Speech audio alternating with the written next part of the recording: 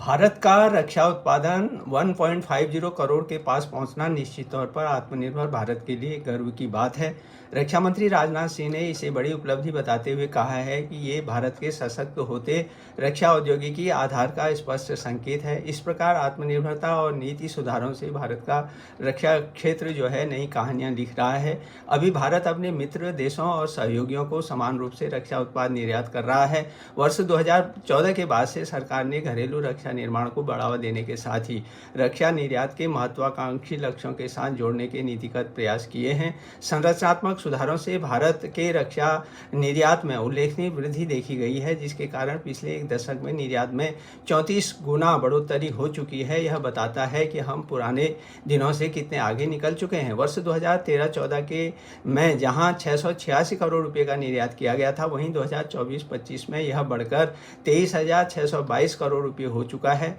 यूँ तो मौजूदा सरकार के दूसरे कार्यकाल में वर्ष 2020 में कोरोना काल में आत्मनिर्भर भारत अभियान की शुरुआत की गई थी, लेकिन भारत चीन सीमा पर भारतीय सेना व चीन की पीपुल्स लिबरेशन आर्मी पीएलए के बीच जून 2020 को टकराव की पृष्ठभूमि में यह जल्दी एक महत्वपूर्ण मिशन बन गया, क्योंकि इस तनाव ने रक्षा तैयारियों और उत्पादन में आत्मनिर्भर बनने की अहमियत बताई थी। इससे भारत के रक्षा औद्योगिकी आधार डीआईपी को नई संजीवनी मिली। सरकार ने घरेलू उत्पादन और स्वदेशी स्रोतों के माध्यम से खरीद पर जोर दिया, जिससे निजी कंपनियों और रक्षा क्षेत्र के सार्वजनिक उपक्रमों डीपीएसयू को अपनी क्षमताएं बढ़ाने व निर्यात ऑर्डर पूरा करने में मदद मिली।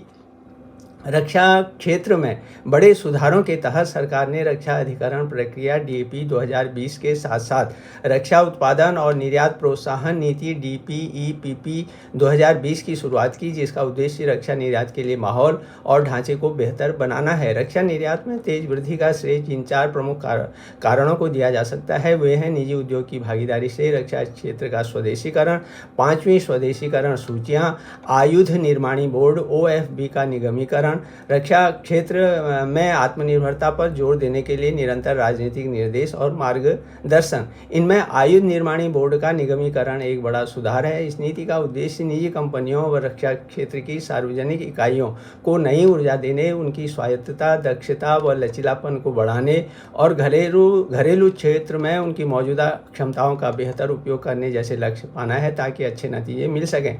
रक्षा निर्यात के लिए समर्पित निजी क्षेत्र की कंपनियां सरकारी उपक्रमों से कई बेहतर साबित हुई हैं, क्योंकि वे डीपीएसयू की तुलना में अधिक प्रतिस्पर्धी होती हैं। निजी क्षेत्र में Kalyani strategic system limited KSSL की महत्वपूर्ण भूमिका है।